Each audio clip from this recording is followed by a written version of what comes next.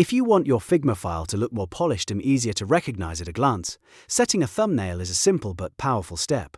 In this video, I'll show you exactly how to set a thumbnail for your Figma file in just a few easy steps so your file stands out in your projects list and looks organized for your team or clients. If you find this tutorial helpful, make sure to hit like and subscribe for more quick Figma tips and design workflows. Let's jump right in. First, open your Figma file and think about creating a dedicated page just for your cover or thumbnail.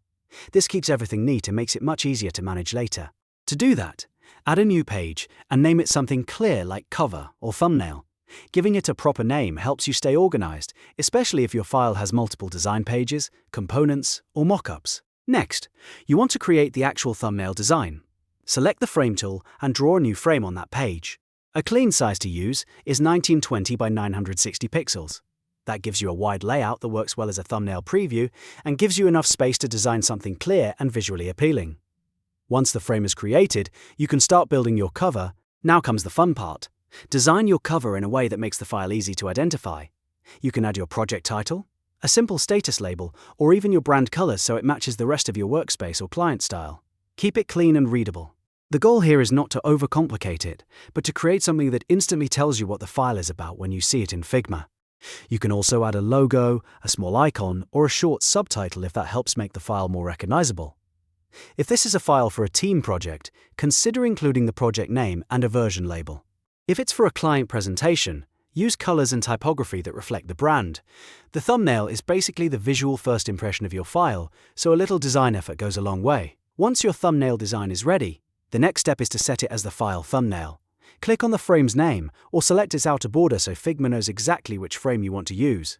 This part is important because you need to make sure the correct frame is selected before you apply the thumbnail. After selecting the frame, right-click to open the menu. From there, choose Set as Thumbnail. Figma will immediately use that frame as the preview image for your file. And just like that, your file now has a custom thumbnail that makes it look cleaner, more professional, and much easier to spot in your workspace.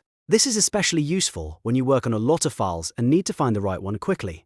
Instead of relying on file names alone, you now have a visual preview that helps you identify the project faster.